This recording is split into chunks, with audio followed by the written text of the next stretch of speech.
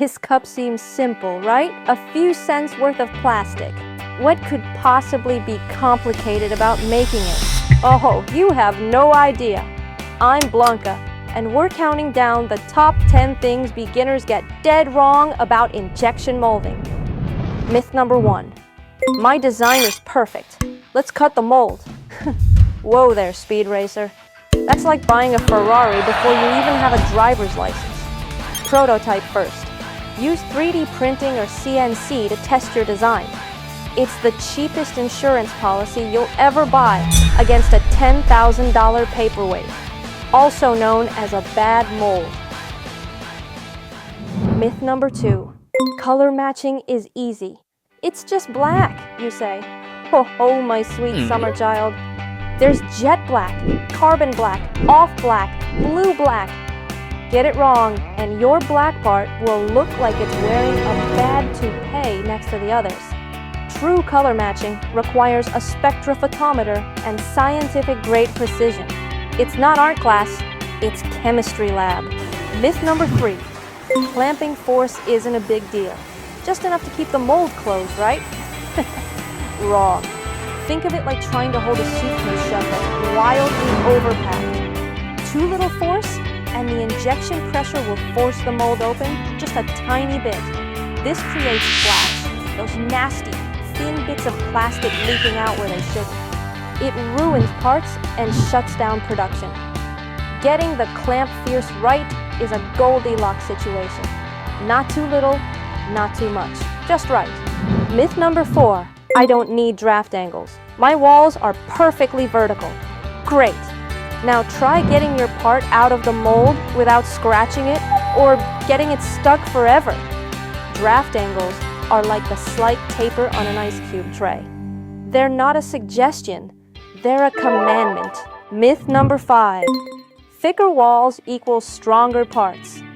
Actually, thick walls create sink marks and take forever to cool. It's like wearing 10 sweaters. You'll overheat and look lumpy. Modern design uses ribs and corrugations to make parts strong and light, just like an airplane wing. Myth number 6. More cavities are always better. Why make one part per cycle when you can make 100? Because if one cavity has a problem, you have 100 bad parts every cycle. Start simple. A single cavity mold is like cooking for yourself. A 100 cavity mold is like catering a wedding. A lot more that can go wrong. Myth number 7. We'll just texture it after molding.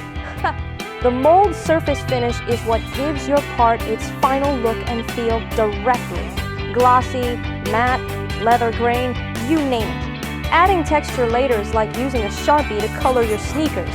It's gonna look tacky and rub off. Myth number 8. The cheapest mold is the best deal. A cheap mold is like a cheap umbrella. It'll work fine until the first gust of wind, or the first 10,000 cycles. Then it breaks, and you're left with downtime, bad parts, and no savings. You buy a mold once, you live with its quality forever. Myth number 9. Once it's running, you can walk away. Injection molding is a process, not a single event. Material viscosity changes. Ambient temperature fluctuates. Skilled technicians constantly monitor and make micro adjustments. It's like using cruise control on a curvy road. You still gotta steer. Myth number 10. All plastic resin is the same. Just get the cheapest one. Would you put low-grade fuel in a race car?